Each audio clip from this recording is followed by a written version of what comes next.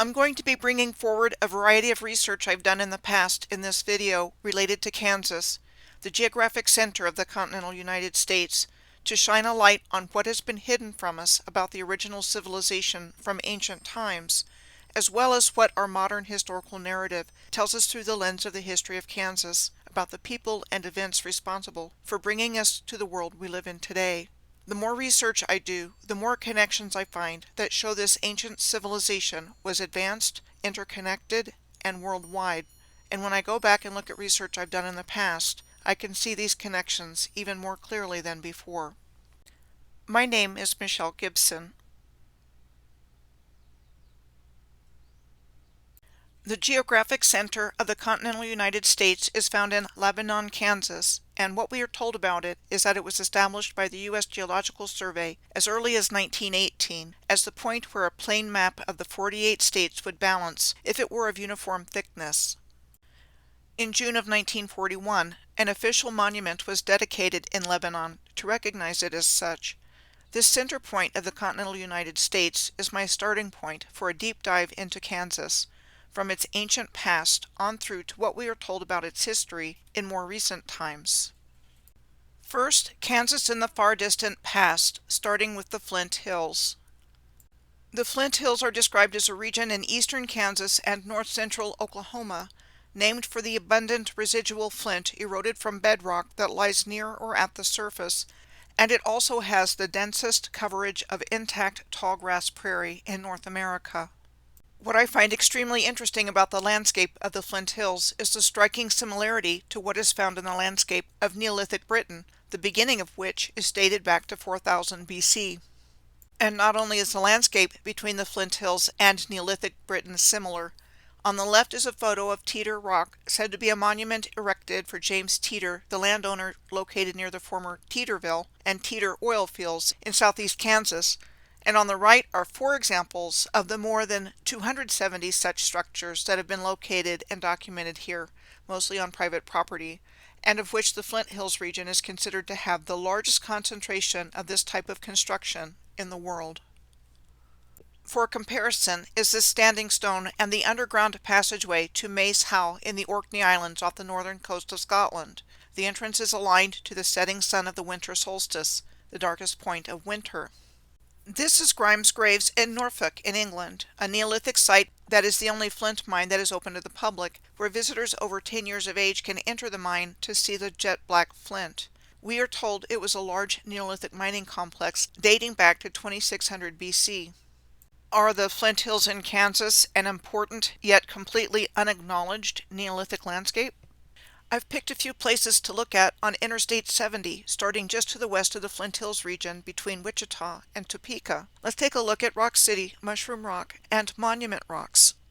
The formations found at Rock City in Minneapolis, Kansas, look similar to those found at the North York Moors Park in England. Same thing can be said for what is found at Mushroom Rock State Park in Brookville, Kansas, and again at the North York Moors Park in England.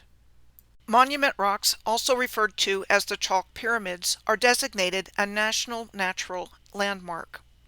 The amazing thing for a National Natural Landmark are the solar and lunar alignments found here. Next, a look at Kansas closer in time to the present day, starting with the Lewis and Clark expedition. Kansas City in Kansas is situated at Kaw Point, a junction of the Missouri and Kansas rivers, and one of the places where Lewis and Clark stopped and camped in 1804 in their 1804 to 1806 Corps of Discovery expedition in their exploration of the lands of the 1803 Louisiana Purchase. It was here that Clark reported encountering a great number of parrot-queets. The now extinct Carolina parakeet inhabited much of what became the United States at that time. The last known Carolina parakeet died in captivity at the Cincinnati Zoo in 1918, and the species was declared extinct in 1939. This region in the central part of what was to become the United States was the heart of the ancient Wichita Empire. Monroe in Louisiana was the imperial seat, and the ancient Wichita Moors are matriarchal and matrilineal, with an empress to this day. How come we've never heard anything about them? Quite simply, they don't want us to know. I can't help but notice that the map of the ancient Wichita Empire of North America that has been removed from our collective awareness roughly corresponds to the map of the Louisiana Purchase. Kansas was also at the heart of what we know of as the beginning of the American Civil War. It is important to note that in our historical narrative, the tensions between free states and slave states were what directly led to the American Civil War. What we are told is that the Kansas-Nebraska Act became law on May 30th of 1854, creating the two new territories and allowing for popular sovereignty to determine whether or not they were free states or slave states. For several years, Kansas had two governments in two different cities, Lecompton and Lawrence, with two constitutions, one of which was pro-slavery and the other anti-slavery, and each one claiming to be the legitimate government of the Kansas Territory. By the time of the Wyandotte Constitutional Convention, held between July 5th and July 29th of 1859, there were three other constitutions for Kansas citizens to vote on: the Topeka Constitution, the Leavenworth Constitution, and the Lecompton Constitution, which was drafted by pro-slavery advocates. Initially, the Lecompton Constitution won the popular vote, but there was a climate of intimidation and violence around the voting, and it was overruled. The Wyandotte Constitution, which admitted Kansas to the Union as a free state, won the second round of popular voting, and was the constitution which was approved for the admission of the state of Kansas in the U.S. Congress, which took place on January 29th of 1861. It also produced a violent uprising known as Bleeding Kansas, when pro-slavery and anti-slavery activists flooded into the new territories seeking to sway the vote. Here were some of the key players in the events that led up to the Civil War. Caleb Cushing was an American Democratic politician who served as a congressman from Massachusetts and attorney general during the administration of the 14th President of the United States, Franklin Pierce. The future U.S. President James Buchanan was named as President Franklin Pierce's ambassador or minister to the United Kingdom, a position he held from August 23rd of 1853 to March 15th of 1856. James Buchanan was nominated to be the Democratic Party's presidential nominee in 1856 and said to have benefited from being out of the country when he was living in London and not associated with slavery issues, and won the 1856 election with his running mate John C. Breckinridge. As president, he was said to have intervened in the Supreme Court's Dred Scott case to gather majority support for a pro-slavery decision, in which a majority of the Supreme Court ruled in March of 1857 that the United States Constitution was not meant to include citizenship for people of so-called African descent, so that the rights and privileges of the Constitution could not be conferred on them. President Buchanan attempted to engineer Kansas entering the Union as a slave state by sending a message to Congress urging the acceptance of Kansas as a slave state, which it rejected, and set the admission for Kansas as a free state in June of 1861. Ultimately, in our historical narrative, the cause of 11 states to secede from the Union in 1860 was in support of states' rights in the context of slavery to support the South's agricultural economy and the federal government not overturning abolitionist policies in the North and in new territories. According to Nicholas Hagar in the Secret Founding of America book, the Attorney General Caleb Cushing used former Master Mason John Brown to cause the Civil War.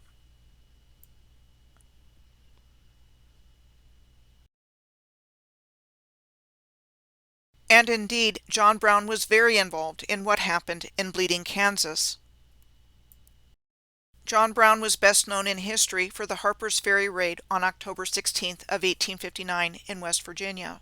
There was a federal arsenal located there, and while the plan was to raid the arsenal and instigate a major slave rebellion in the South, he had no rations or escape route. In 36 hours, troops under the command of then Lieutenant Colonel Robert E. Lee had arrested him and his cohorts, who had withdrawn to the engine house after they had been surrounded by local citizens and militia. So while John Brown's plan was doomed from the start, it did serve to deepen the divide between the North and South. John Brown was hung on December 2nd of 1859, less than 2 months after the onset of the Harper's Ferry raid. Did John Brown take one for the team? Or did he not see that one coming? Or was it something else entirely? Because who knows if any of this ever even happened? And it's all just Freemasonic theater. Speaking of theaters, the Trans-Mississippi Theater of the Civil War covered everything west of the Mississippi River as pictured here. We are told there were altogether 7 battles in Arkansas, New Mexico, Missouri, and Louisiana between 1862 and 1864 in the Trans-Mississippi Theater of War. As a matter of fact, the Trans-Mississippi Department was a geographical subdivision of the Confederate Army. When Union forces under General Ulysses S. Grant captured the Confederate stronghold of the port of Vicksburg on July 4th of 1863 and divided the Confederacy, Confederate General Edmund Kirby Smith's forces were cut off from the Confederate capital of Richmond, Virginia. At the time, Edmund Kirby Smith was the commander of the Trans-Mississippi Department, and for the rest of the Civil War he remained west of the Mississippi River. As a result of being cut off from Richmond, Kirby Smith had free rein in a nearly independent area of the Confederacy, and the whole region became known as Kirby Smithdom, and nobody really knows what was going on there during that time.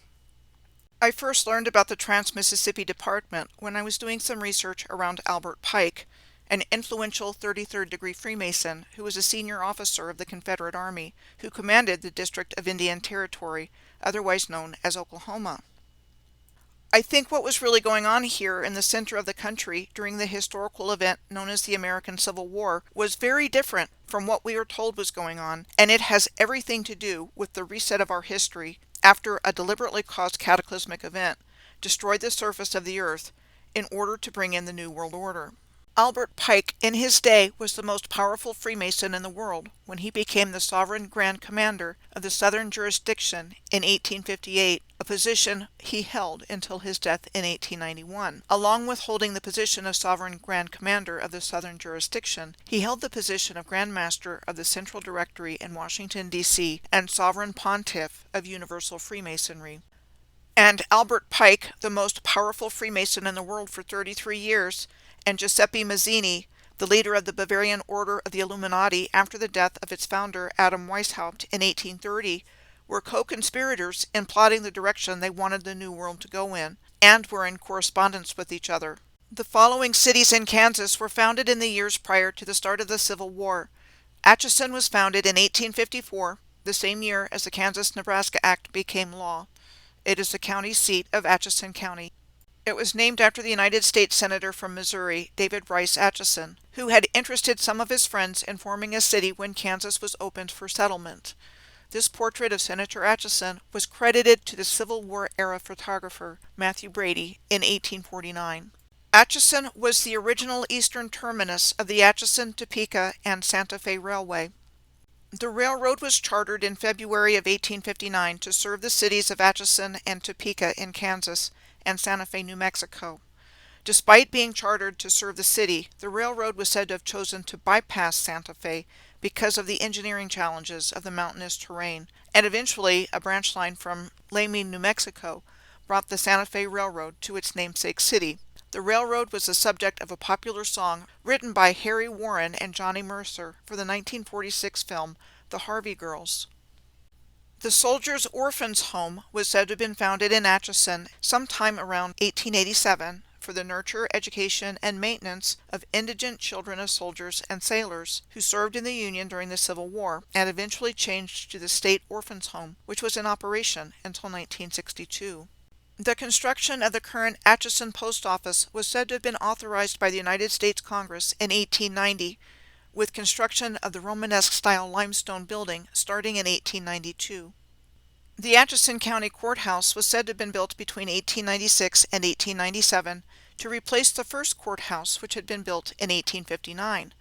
I will be noting with red arrows ground-level windows as possible mud flood evidence, like there's more building going on down below the ground level. And there is St. Benedict's Abbey in Atchison, which was established in 1857 in order to provide education for the sons of German settlers in the Kansas Territory. The German Benedictines were quite active in establishing institutions in America during the 1840s and 1850s, said to have been pursuing their religious calling in peace, as well as providing guidance to the German immigrants to America during that period. When I saw the view of Atchison, Kansas in the top left photo, I was immediately reminded of the view of the city of Santa Cruz de Tenerife on the island of Tenerife in the Canary Islands, which are located off the coast of Morocco. Then on the right is a picture of the city of Ouarzazate, Morocco, which I had encountered in my research, and its appearance also reminded me of Santa Cruz de Tenerife and Atchison, especially with regards to the orientation of the buildings and the placement of the windows. Next, the city of Emporia was founded in 1857 and is the county seat of Lyon County. We are told its name was taken from ancient Carthage. And Emporia was a place where the traders of one nation had reserved to their business interests within the territory of another nation, and in ancient Greek it referred to the Phoenician city-states and trade outposts of North Africa, including Carthage and Leptis Magna, as well as others in Spain, Britain, and Arabia. By December of 1860, the Missouri-Kansas-Texas Railroad had reached Emporia, setting the stage for it to become a major railroad hub. Emporia State University was established here in 1863, 2 years after Kansas became a state in 1861, and both of these years were during the American Civil War, which took place between 1861 and 1865. Emporia was chosen as the county seat of Lyon County in 1860, and this courthouse was said to have been built between 1901 and 1903 for a community at that time said to have a population of approximately 8,200 people. By the early years of the 20th century, Emporia had become an important railroad center, as not only the junction of the Missouri-Kansas-Texas Railroad, but also as the main line of the Atchison, Topeka, and Santa Fe Railroad.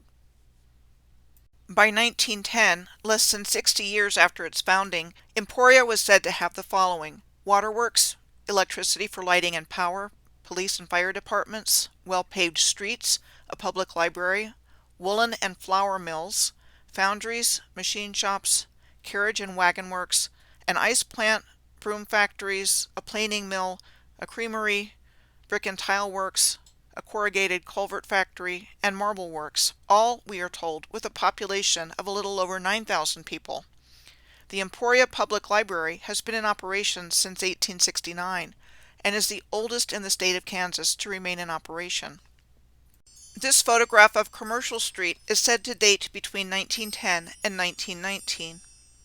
The historic Granada Theater in Emporia is located on Commercial Street and was said to have been designed in the Spanish colonial revival style by the Bowler brothers of Kansas City.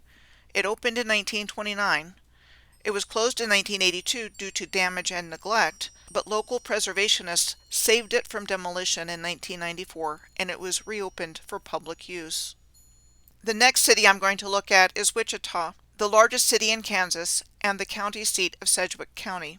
We are told the city of Wichita started out life as a trading post on the Chisholm Trail in the 1860s, which was established to drive cattle from ranches in Texas to Kansas railhead, and was incorporated as a city in 1870. The old Cowtown Museum is located next to the Arkansas River in central Wichita.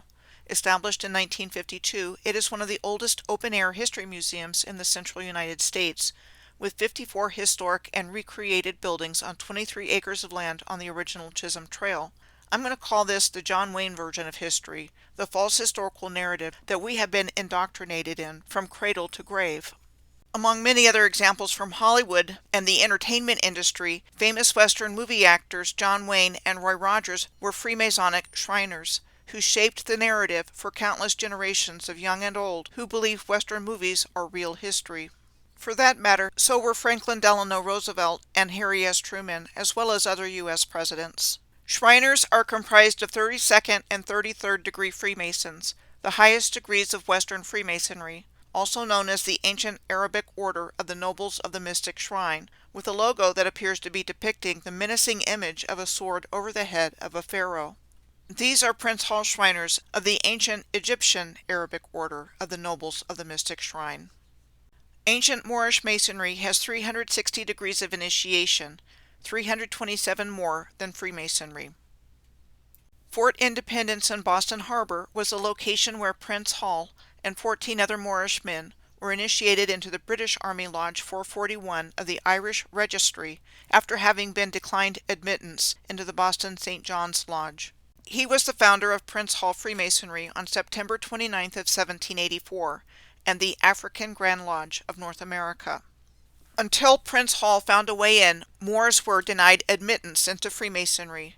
Moorish Masonry is based on Moorish science, which also includes the study of natural and spiritual laws, natal and judicial astrology, and zodiac masonry, This is where the perfect alignments of infrastructure on Earth with the sky comes from, the consummate alignment of Earth with heaven that is seen around the world, like the lunar roll along the top of this multi-ton recumbent stone in Crowthy Moor in Forres, Scotland.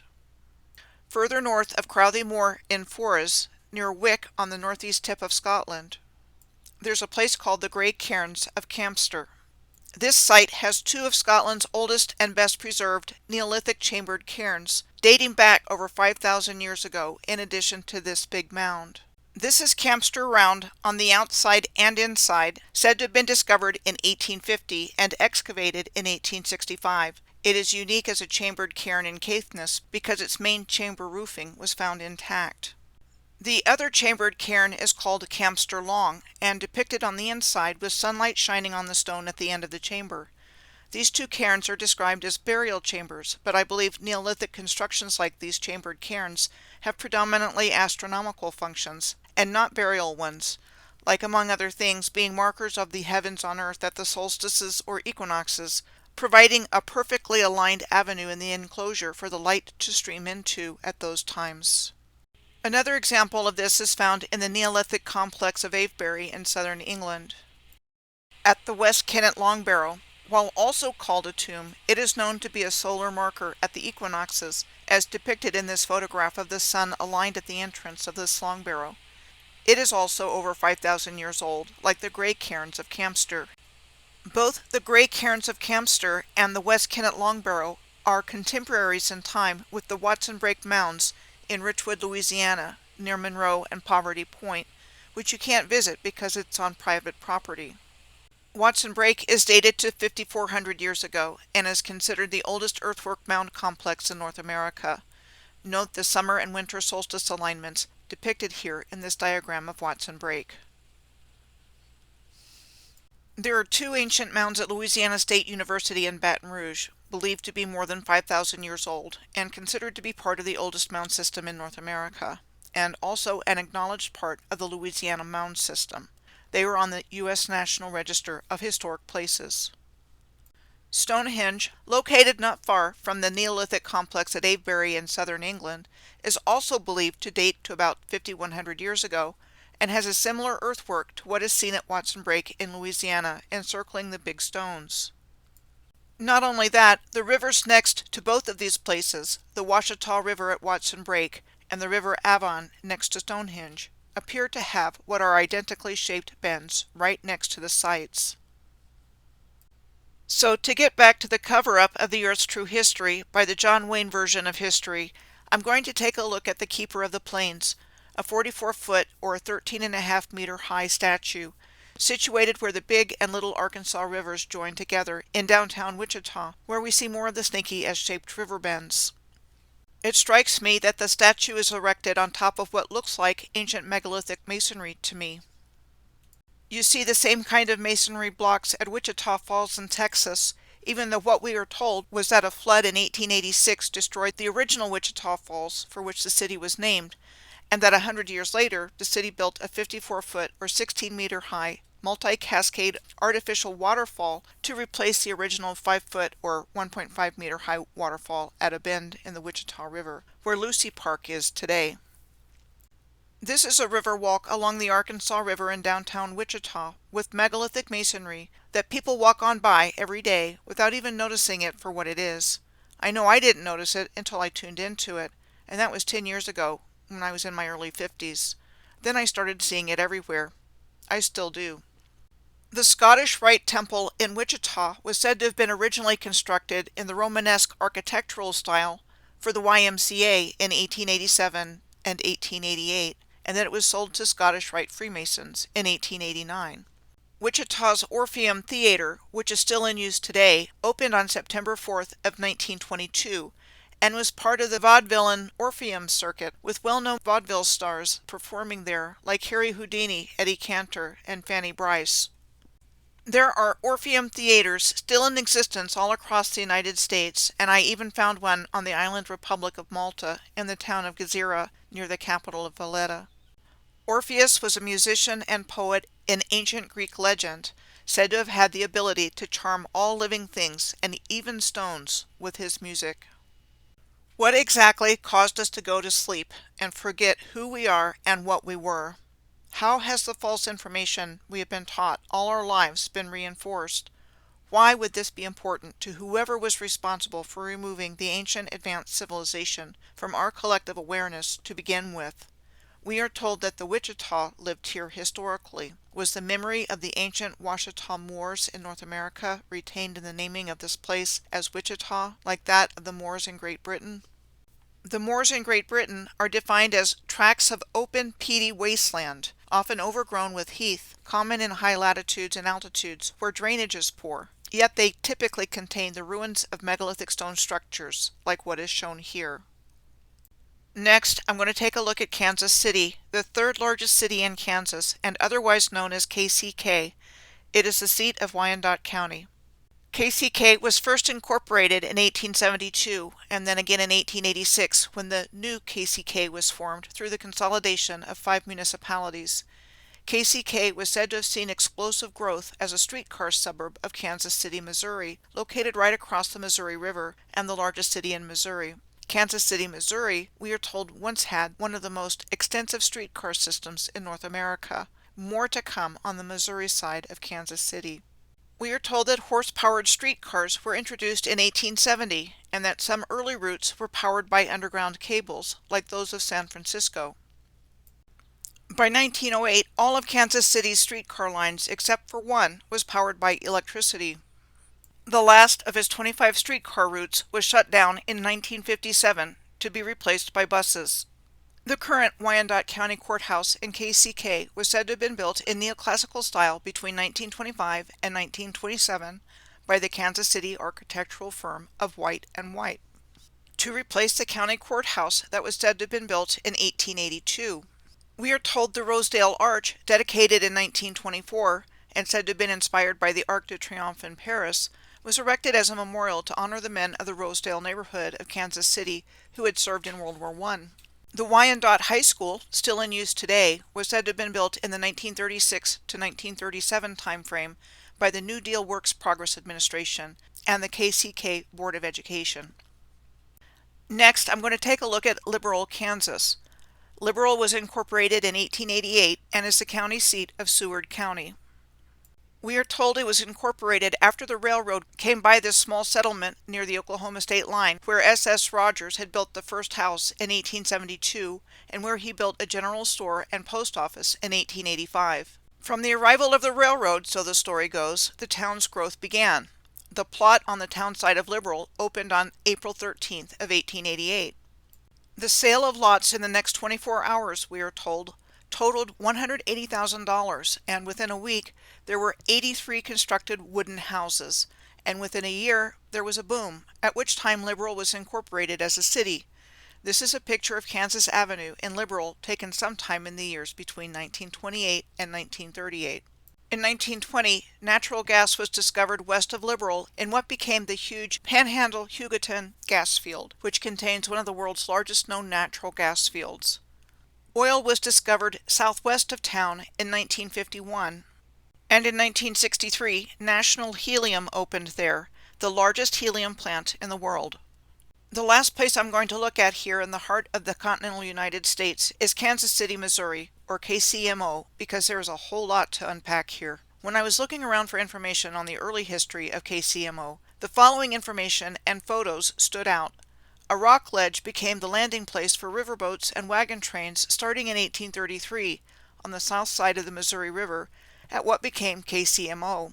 And all of these strata of limestone are underneath the surface where the rock ledge was located. I just want to point out that limestone was a common building material in the ancient world and used in constructions like the pyramids of Giza and the Western Wall, also known as the Wailing Wall, an ancient limestone wall in the old city of Jerusalem. And places that are officially identified as canals have rock ledges. KCMO was incorporated as a town on June 1st of 1850 and as a city on March 28th of 1853. The territory around the confluence of the Missouri and Kansas rivers was deemed by the founders as a good place to build settlements. Noteworthy architecture on the Missouri side of Kansas City includes the Liberty Memorial, the National World War I Memorial and Museum, said to have been built in 1926, after a group of 40 prominent Kansas businessmen decided to form an association to create a memorial to those who had served in the war. Construction on the Union Station in KCMO was said to have started in the early 1900s and that it opened in 1914, operating as a train station until 1985. Today it features exhibits, movies, restaurants, and a science center.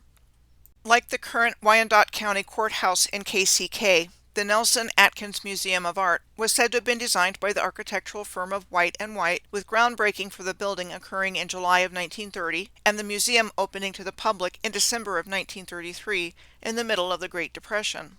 Inside this magnificent building there are marble floors, staircases, columns, and ornate marble alcoves and hallways. The United States Courthouse and Post Office, still standing today, was said to have been built in the late 1930s as one of the last of Franklin Roosevelt's New Deal programs.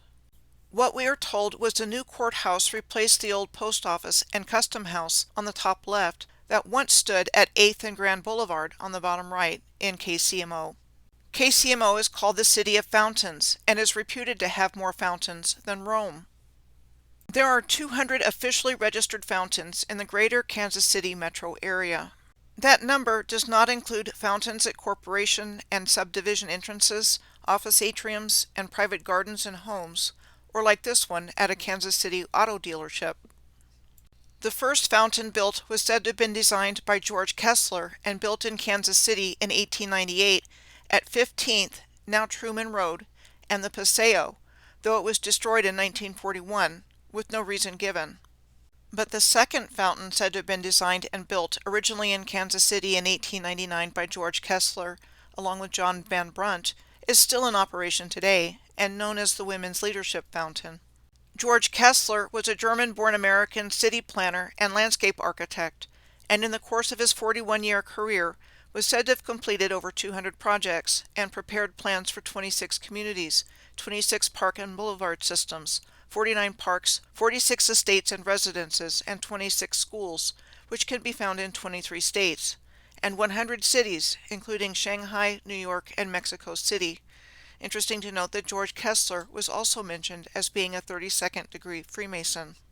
KCMO has an area called West Bottoms that is always hit harder when it floods there than any other parts of the city. And no wonder, considering that West Bottoms is on land that is situated between the confluence of the Missouri and Kansas rivers, and was also the original central industrial district of Kansas City, and is one of the oldest areas of the city. The first Hannibal Bridge, the oldest bridge crossing the Missouri River, was said to have been completed in 1869, after its construction started in 1867, 2 years after the end of the American Civil War, and was the first permanent rail crossing of the Missouri River. It established Kansas City as a major city and rail center. After the completion of the Hannibal Bridge, we are told the need for the Kansas City Union Depot arose. After all, soon after the Hannibal Bridge opened, it carried 8 railroads shipping freight to major trade centers in the east, like St. Louis, Chicago, and New York. This is a historical map of what was called the natural port of Kansas City, with the West Bottoms district highlighted in blue, and the freight houses of 12 different railroads are listed by number in the red square on the left-hand side, and the locations by number of each freight house in the red square that is contained completely within the West Bottoms district. The first Kansas City Union Depot opened in 1878 and said to be the largest building west of New York of the time and located near the stockyards. The first Union Depot train station was razed to the ground in 1915 after only 32 years of use, after the Kansas City's second main train station, Union Station, opened in 1914, the same year that World War I began. The new Union Station is still in use by Amtrak as a train station today, in addition to housing museums, theaters, restaurants, and shops. The Kansas City Livestock Exchange and stockyards in West Bottoms were established in 1871, and at its peak only the stockyards in Chicago were larger, of which this is a photo circa 1909. We are told the Kansas City Livestock Exchange and stockyards was built around the facilities of the Central Overland California and Pikes Peak Express Company. The Central Overland California and Pikes Peak Express Company was a subsidiary of a freighting company that operated as a stagecoach line starting in 1859, and was the parent company of the Pony Express, that ran from April of 1860 to October of 1861. The stage line went out of business in 1862. The Kansas City Livestock Exchange and Stockyards, along with the whole of West Bottoms, has had major floods over the years, like in 1903, in 1908, and after the 1951 flood, the Kansas City Livestock Exchange and Stockyards and associated businesses were devastated and closed its doors for good in 1991. The Livestock Exchange building, said to have been completed in 1911, was renovated and today is commercial business space. As are many of the old buildings in West Bottoms, known for its art galleries, restaurants, antique stores, and haunted houses.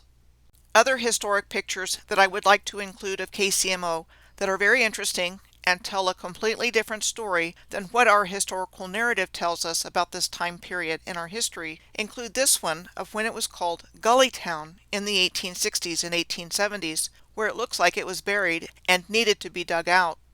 I also found these of Wyandotte Street as it looked in 1868, in 1870, in 1871, and here are historic photos of some of the buildings on Wyandotte Street circa 1928.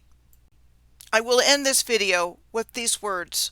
I'm passionate about trying to find out how we got to the craziness of the world we live in today from what was originally a very advanced, integrated, and harmonious world civilization, when it was the old world order and not the new world order.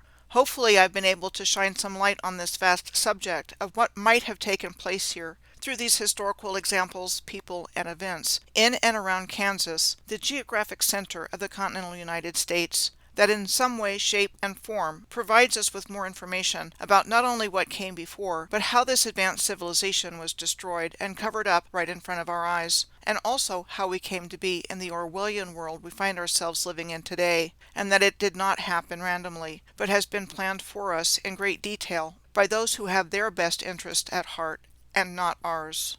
The famous American author Jack London, one of the major writers who shaped our narrative as required reading in school, was also a socialist. He published a book in 1908 called The Iron Heel, about the rise of an oligarchic tyranny in the United States. An oligarchy is a form of power structure in which power rests with a small number of people. The storyline emphasized future changes in society and politics and not technological changes. It is called a dystopian novel, meaning characterized by mass poverty, public mistrust, and suspicion. They have actually been telling us their plans in a disguised way all along because they are required to tell us what they are doing in order to gain our consent because of our free will. So they had managed to convince us that handing over our freedom was our own idea. They have been working on getting us to this place for a very long time, but they have lost control of the narrative, no matter how hard they try to get it back.